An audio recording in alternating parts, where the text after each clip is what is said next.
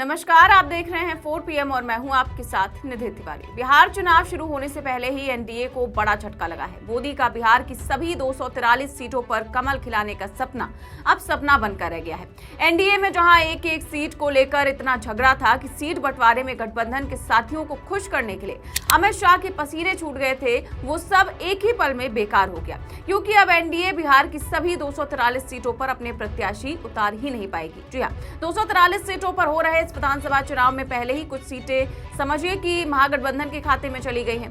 दरअसल चिराग पासवान जो 29 सीटें पाकर बड़ा खुश हो रहे थे, उनके भी बड़े बड़े ख्वाब अब चूर चूर हो गए हैं। कहा जा रहा था कि अमित शाह चिराग को इतनी सीटें देकर एक बड़ा मास्टर स्ट्रोक चला है, लेकिन अब वही चाल एनडीए को भारी पड़ती नजर आ रही है, क्योंकि चिराग की 29 सीटों में से एक अब घट गई है। वहीं दूसरी तरफ चिराग ने मीडिया के कैमरों के सामने कुछ ऐसा बोल दिया है कि पूरे एनडीए खेमे में हड़कंप मच गया है। तो ऐसा क्या हो गया है बिहार चुनाव से पहले कि एनडीए टूटने की कगार पर पहुंच गया है, बताएंगे आपको इस वीडियो में। देखिए, बिहार विधानसभा चुनाव 2025 के लिए पहले चरण का नामांकन दौर समाप्त हो चुका है। अब नामांकन पत्रों की जांच की प्रक्रिया चल रही है। इसी प्रक्रिया के दौरान एनडीए को एक बड़ा झटका लगा, क्योंकि एनडीए के एक प्रत्याशी का नामांकन रद्द कर दिया गया है। नामांकन रद्द होने की वजह से अब एनडीए बिहार की 243 नहीं बल्कि सिर्फ 242 सीटों पर ही चुनाव लड़ पाएगी। यानी मैदान में उतरने से पहले ही एनडीए का एक विकेट गिर गया। एनडीए के सभी घटक दलों ने मिलकर राज्य की सभी सीटों पर प्रत्याशी उतारा, लेकिन राज्य की एक सीट से एनडीए के उम्मीदवार का नामांकन ही रद्द होने के बाद अब एनडीए का विकेट मैदान में उतरने से पहले ही डाउन हो गया है। ये पूरा मामला सारण जिले की मढ़ौरा विधानसभा सीट से जुड़ा हुआ है। ये सीट एनडीए के घटक दल लोक जनशक्ति पार्टी रामविलास यानी कि एलजेपी को मिली थी। चिराग पासवान ने इस सीट से भोजपुरी फिल्मों की मशहूर अभिनेत्री सीमा सिंह को टिकट दिया था। सीमा सिंह भोजपुरी सिनेमा की एक जानी मानी हस्ती है, जो कई सुपरहिट गीतों में आइटम गर्ल के तौर पर नजर आ चुकी है। उनके गानों और डांस वीडियो ने उन्हें भोजपुरी इंडस्ट्री में एक अलग पहचान दिलाई है। चिराग पासवान को उम्मीद थी कि सीमा सिंह जैसी लोकप्रिय चेहरे को उम्मीदवार उतार करके वो मढ़ौरा में जीत दर्ज करेंगे और भोजपुरी दर्शकों का वोट एनडीए के खाते में जाएगा, लेकिन ये उम्मीद चुनाव आयोग की सख्ती के आगे धराशायी हो गई। जी हाँ, चुनाव आयोग जो खुद भाजपा के इशारे पर नाचता है, वो भी नामांकन रद्द करने से नहीं बचा पाया। दरअसल मढ़ौरा में नामांकन पत्रों की जांच के दौरान रिटर्निंग ऑफिसर निधि राज ने पाया कि सीमा सिंह के कागजातों में गड़बड़ी है। जांच के बाद ये तय हुआ कि सीमा सिंह का नामांकन अवैध है, जिसके बाद उनका पर्चा रद्द कर दिया गया। इतना ही नहीं, सिर्फ सीमा सिंह ही नहीं बल्कि इस सीट से 3 और प्रत्याशियों के नामांकन पत्र भी रद्द कर दिए गए। यहां से सीमा सिंह को टिकट मिलने के बाद जेडीयू से बगावत कर निर्दलीय चुनावी मैदान में उतरे अल्ताफ आलम राजू, बसपा से आदित्य कुमार और निर्दलीय प्रत्याशी विशाल कुमार का नामांकन भी रद्द कर दिया गया है। इन चारों प्रत्याशियों के नामांकन पत्रों में दस्तावेजी गड़बड़ियों के कारण स्क्रूटनी के दौरान उन्हें अमान्य घोषित कर दिया गया। रिटर्निंग ऑफिसर निधि राज ने बताया कि चारों उम्मीदवारों की दस्तावेजों की जांच के दौरान तकनीकी खामियां पाई गई, जिसके चलते नियमों के मुताबिक नामांकन रद्द करना पड़ा। मढ़ौरा सीट भले ही एक विधानसभा क्षेत्र हो, लेकिन इसके राजनीतिक मायने बहुत बड़े हैं। ये सीट सारण जिले में आती है, जो हमेशा से बिहार की राजनीति का अहम केंद्र रहा है। यही वो इलाका है जहां से लालू प्रसाद यादव की राजनीति में भी नई दिशा पाई थी। ऐसे में मढ़ौरा की सीट पर एनडीए का नामांकन रद्द होना सिर्फ एक तकनीकी गलती नहीं बल्कि राजनीतिक झटका है। अब देखने वाली बात यह होगी कि एनडीए इस नुकसान की भरपाई कैसे करता है। क्या चिराग पासवान इस सीट पर किसी और को मैदान में उतारने की कोशिश करेंगे, या फिर बीजेपी और जेडीयू मिलकर कोई नई रणनीति तैयार करेंगे। राजनीतिक गलियारों में यह भी चर्चा है कि एनडीए किसी निर्दलीय उम्मीदवार को समर्थन देकर मुकाबले को बनाए रख सकता है। हालांकि इससे पहले सीमा सिंह के नामांकन रद्द होने की वजह से एनडीए की साख पर जो असर पड़ा है, उसे संभालना आसान नहीं होगा।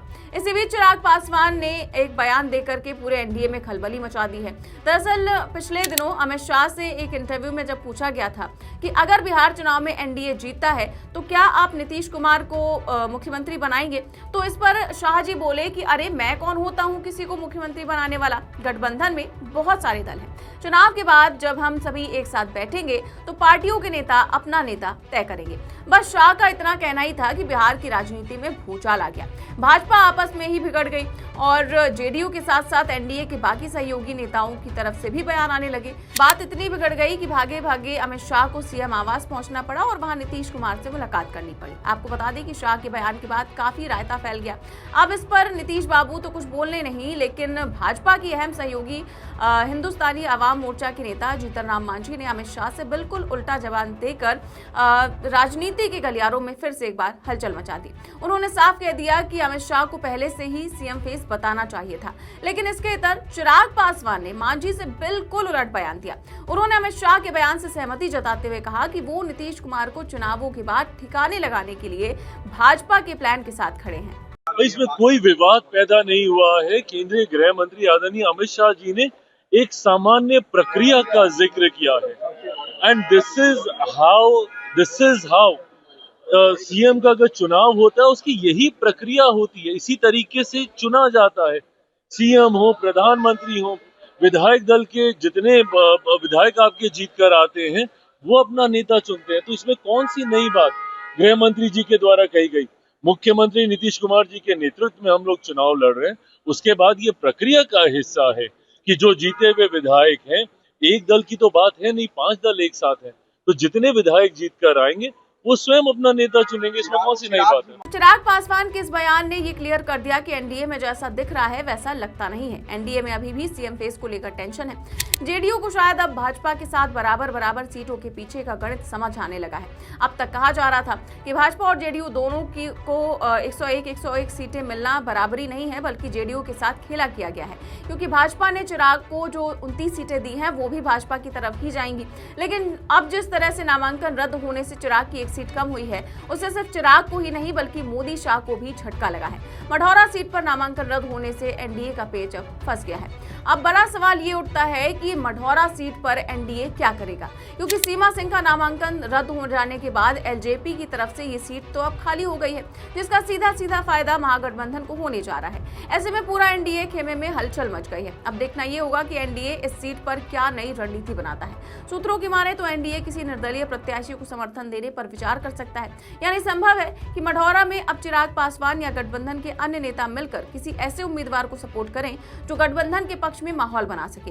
ये झटका सिर्फ एक सीट का नहीं बल्कि पूरे एनडीए की रणनीति के लिए एक बड़ा संदेश भी है, क्योंकि जब नामांकन प्रक्रिया जैसी शुरुआती औपचारिकता में ही इतनी बड़ी लापरवाही सामने आ जाए तो ये गठबंधन की संगठनात्मक क्षमता पर भी सवाल उठाता है। क्योंकि बिहार जैसे राज्य में जहां हर सीट का चुनावी समीकरण बेहद जटिल होता है, वहां किसी भी एक सीट का नुकसान आगे चलकर पूरे गठबंधन को भारी पड़ सकता है। चिराग पासवान के लिए यह झटका बेहद बड़ा है। एक तरफ वो खुद को बिहार की राजनीति में यंग फेस और मोदी के वफादार साथी के रूप में पेश करने की कोशिश में लगे हैं, तो वहीं उनकी पार्टी की पहली परीक्षा में इस तरह की चूक ने विपक्ष को बड़ा मौका दे दिया है। महागठबंधन इस मुद्दे को हाथों हाथ उठा सकता है और इसे एनडीए की तैयारी की पोल बताकर प्रचार में इस्तेमाल भी करेगा। दूसरी तरफ अमित शाह और बीजेपी के लिए भी ये मामला चिंताजनक है, क्योंकि सीट बंटवारे के समय जो कूटनीतिक चाल चली गई थी, जिसमें चिराग को 29 सीटें देकर एनडीए को एकजुट दिखाने की कोशिश की गई, अब वही चाल उल्टी पड़ती नजर आ रही है। बीजेपी के भीतर भी कई ऐसे नेता हैं जो इस फैसले से नाराज बताए जा रहे हैं। पहले ही से ही सीट शेयरिंग को लेकर जेडीयू और एलजेपी के बीच तनातनी थी। अब इस तरह की गलती ने गठबंधन की एकता पर भी सवाल खड़े कर दिए हैं। फिलहाल इस खबर में बस इतना ही। देश और दुनिया की तमाम बड़ी खबरें जानने के लिए देखते रहिए 4PM न्यूज नेटवर्क। नमस्कार।